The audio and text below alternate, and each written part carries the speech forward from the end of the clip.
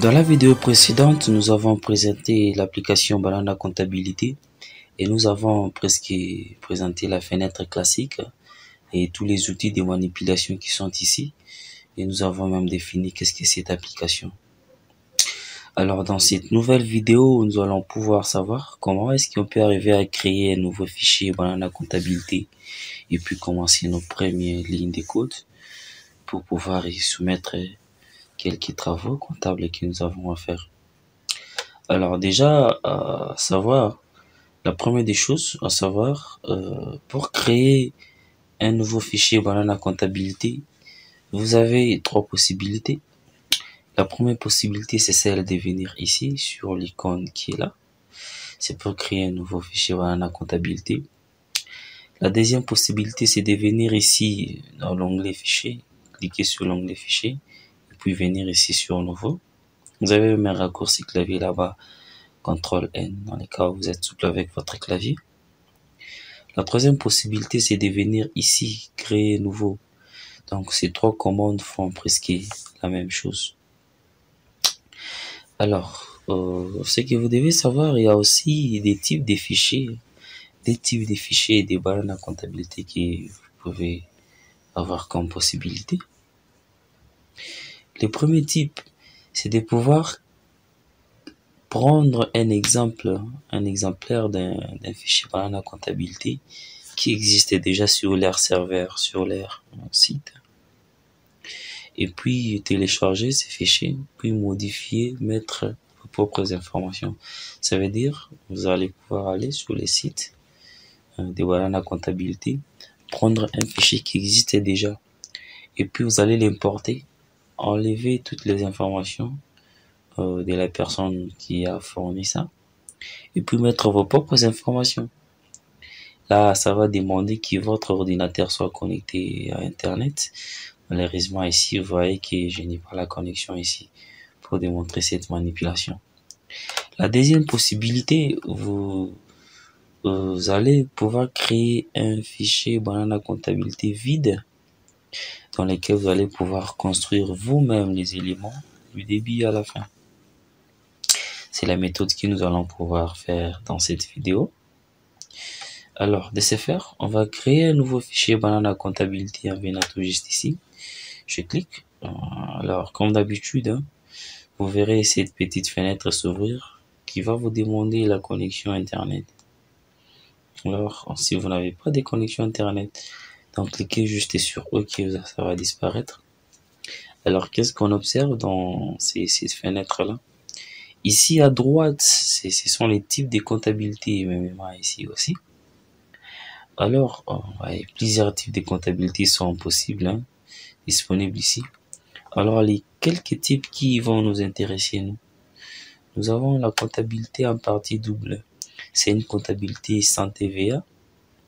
Nous avons ici la comptabilité en partie doublée avec TVA. Dans le cas où votre comptabilité est soumise à la TVA, vous pouvez prendre cette option.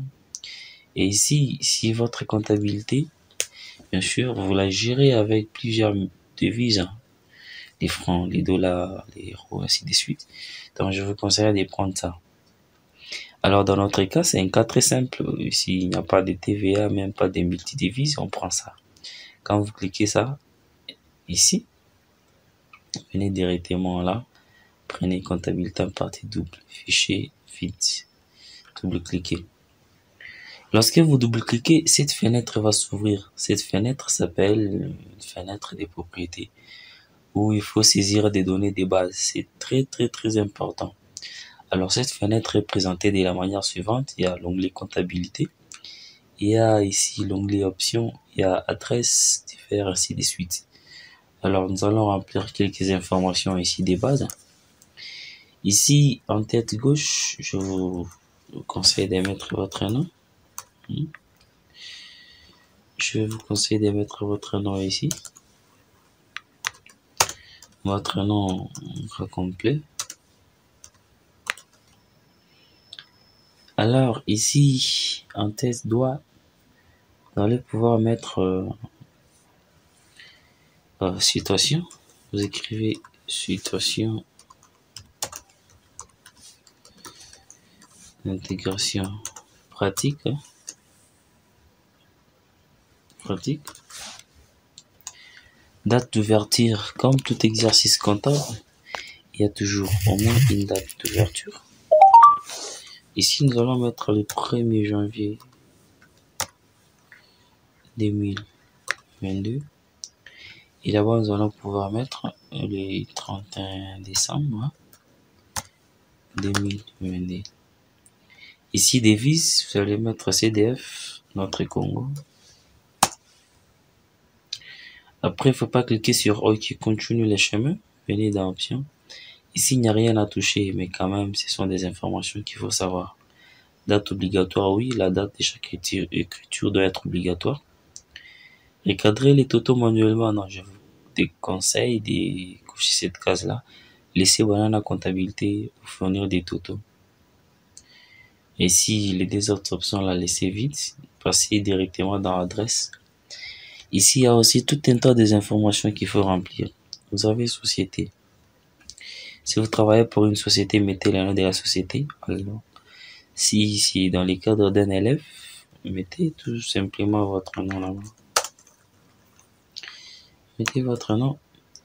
Ici, courtoisie, vous allez mettre les slogans de votre école. Justice, paix, travail. On peut mettre ça. Justice, paix,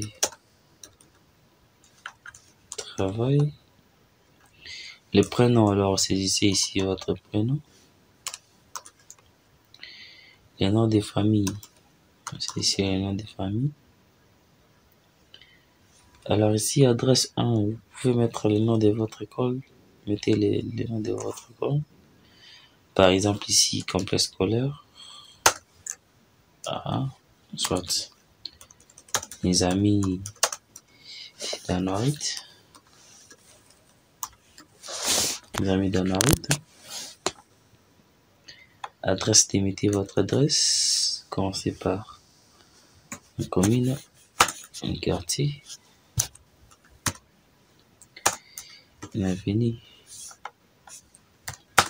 Ce qui est le numéro.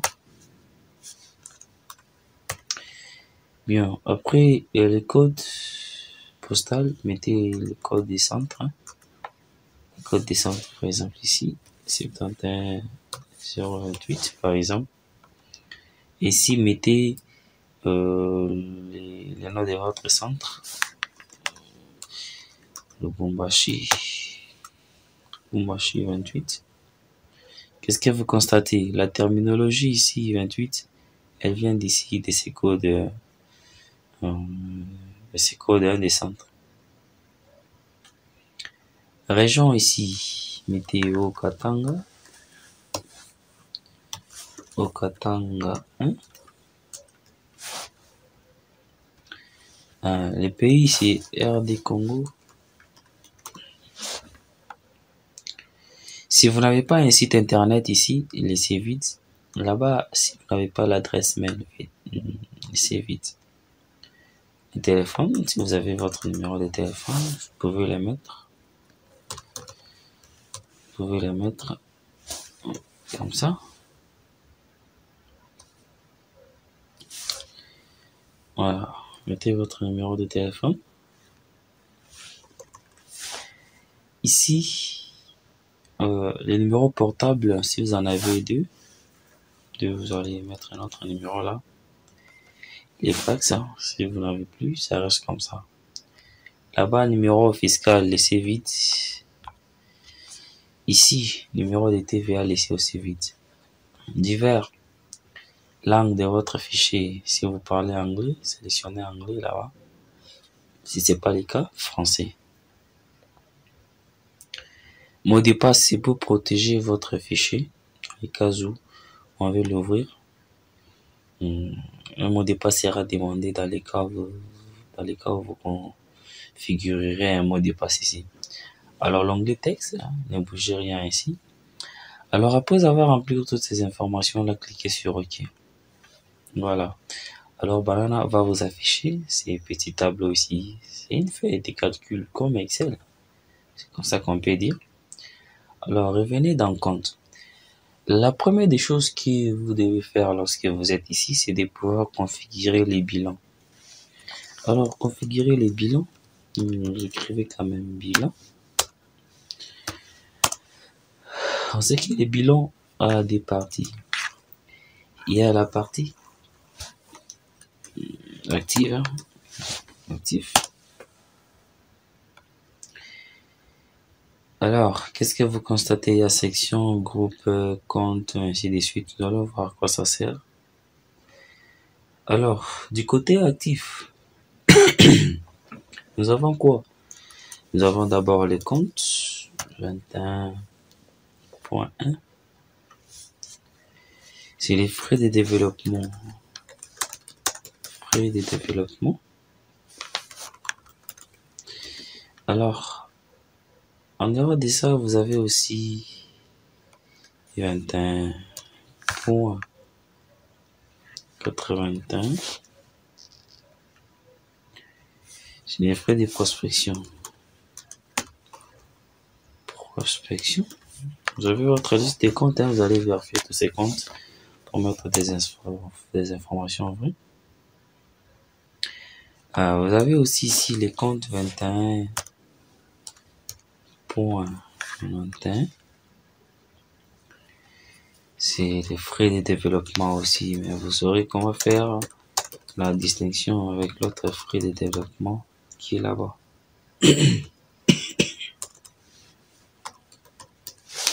Alors, petite remarque, si vous voyez que les lignes deviennent insuffisantes, faites bouton droit, insérer ligne. Donnez le nombre de lignes, si vous voulez 10, écrivez 10 là, puis sur OK. Alors, du côté passif toujours, nous avons aussi les bruts. Nous avons les bruts. Nous avons aussi les dépréciations.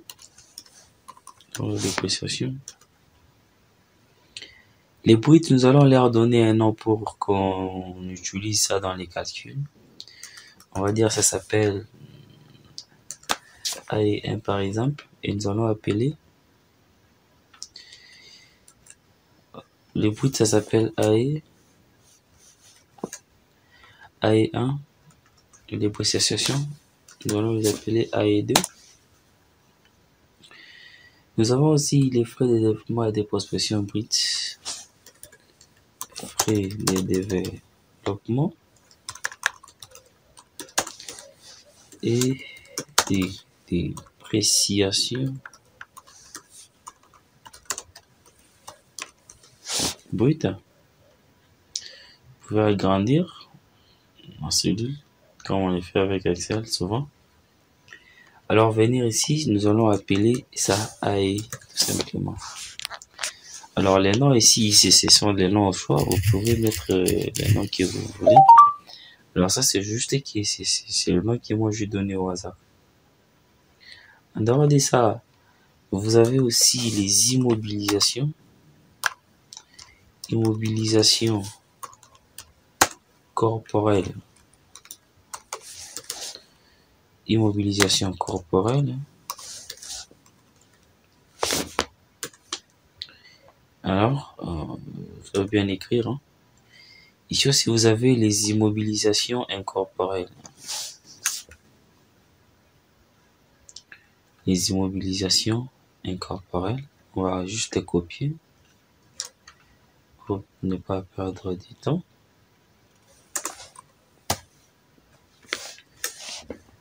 Voilà. Alors, nous allons leur donner aussi un nom. Ça va s'appeler AD par exemple. Et ça va s'appeler AI. Il y a aussi les immobilisations financières. Les immobilisations financières. C'est toujours du côté actif. Nous allons appeler ça, ça sera Aiki par exemple. Non, Aiki. En dehors de ça, nous avons les totales actifs immobilisés.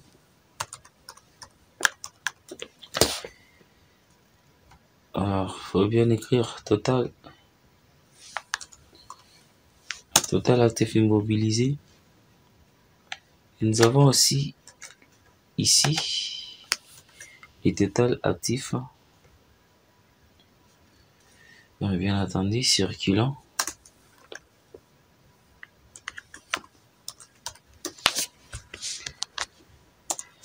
On va leur donner des noms. Les total actifs immobilisés, ça va s'appeler AZ par exemple. On va l'appeler AZ. Et les circulants, ça va s'appeler BK. Vous avez aussi les total trésorerie. Total trésorerie actif. On va dire que ça va s'appeler BT. Alors, en dehors de ça, vous avez aussi les écarts de conversion. Alors, nous allons prendre aussi, ici ça sera maintenant les total actifs. Total actif, que nous allons mettre ici. Et après ça, ici en bas, il y aura les total passifs. Les total passifs. Ça va s'appeler DZ. Et les total actifs, il va s'appeler BZ. On va insérer une ligne ici pour dire qu'ils sont déjà du côté passif. Pour écrire là, passif. Voilà. Alors nous venons de renseigner presque l'ensemble des quelques comptes qui sont du côté actif. Il ne reste maintenant qu'à faire des calculs ici. Maintenant, une chose, comme nous sommes du côté actif, il faut venir ici dans section, mettre 1 là-bas. Comme ici c'est du côté passif, il faut mettre 2 ici. Alors venons faire des calculs dans cette option ici, ou bien dans cette colonne DGR. Qu'est-ce que nous allons faire ici? Regardez, nous allons prendre les frais de développement ici. Nous allons l'ajouter au brut. On va prendre ces frais, on va l'ajouter au brut. Comment le faire? Il faut juste renseigner les noms des bruts ici. Or les bruts là s'appellent AE1. Il faut écrire la AE1. AE1. Les frais de prospection et de développement, notre qui est ici, nous allons les ajouter aux dépréciations. Les dépréciations ici s'appellent AE2. Donc, venons là-bas, écrivez AE2. Nous aussi, AE2. Alors, le brut ici et les dépréciations font partie des frais de développement et des prospections brutes. Donc, on va prendre ces montants qui sera ici, plus ces montants qui sera là-bas pour les mettre ici.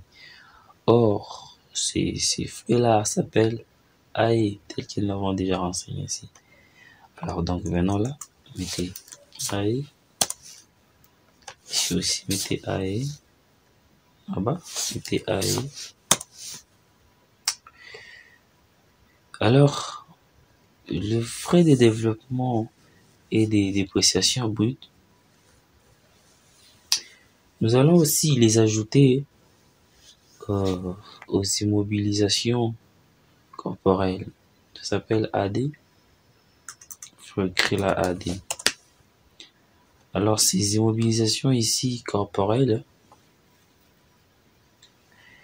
corporels d'abord. Nous allons les ajouter à un total actifs immobilisés. Donc, toutes ces immobilisations ici, nous allons les ajouter ici, total actif immobilisé. Alors, quand ça s'appelle AZ, il faut venir là, on met AZ, ici aussi, AZ. Si par contre vous utilisez un nom que vous n'avez pas déclaré ici, vous allez voir que Banana va donner des erreurs. Par exemple, tu fais ça, tu dis qu'il y a erreur, il ne reconnaît plus ce que tu viens d'écrire. Ici c'est AZ. Alors les totals actifs, bien entendu, immobilisés, nous allons prendre tous ces totaux ici, total actif immobilisé, total actif circulant et trésorerie. Nous allons les mettre, bien entendu, dans les totals actifs. Les totals actifs s'appellent BZ. Viens là-bas. Mettre BZ. BZ. Ici aussi. BZ encore. Alors, nous sommes déjà à la fin de la configuration de notre bilan. Une chose reste à renseigner. Comme le côté actif est bien identifié par 1 dans la colonne section, il faut venir ici, mettre le 1 là-bas, 1 ici. On peut s'arrêter par là pour dire que ces comptes-là se trouvent du côté actif, d'où la section ici a été renseignée 1. Alors, vous avez configuré votre bilan. Il faut essayer avec des montants pour voir si ça sera équilibré. Quand vous écrivez, c'est un petit montant, faites Enter. Vous verrez que la somme, le montant est équilibré. Alors, après avoir fait votre configurer votre bilan comme ça, il va falloir aller l'enregistrer. Pour enregistrer, vous avez des possibilités. Vous venez ici, fichier, enregistrer. Alors, cette boîte de dialogue s'affiche pour vous demander l'endroit où vous devez enregistrer. Alors, vous devez renommer votre fichier. Vous l'appelez bilan Joey. Et cherchez l'emplacement où vous voulez enregistrer. Ça, sur les bureaux. Je vais mettre en 6e CG. Et puis vous enregistrez ici. Voilà. Et votre fichier est déjà enregistré. Alors prochainement, il ne reste qu'à venir là. Après avoir soumis quelques opérations, quelques modifications, qu'est-ce qu'on a enregistré, et vous allez voir que votre fichier sera enregistré. Alors dans une autre vidéo, nous allons maintenant apprendre comment est-ce que nous pouvons passer les écritures. Bien entendu, comment est-ce que nous pouvons aussi arriver à faire une facture sur Banana Comptabilité. Eh bien, c'est bien la fin de cette vidéo. Si tu as aimé la vidéo, n'hésite pas à me faire signe, un petit commentaire ou des remarques, me faire signe. Alors, je vous dis à très bientôt pour la nouvelle vidéo. Ciao.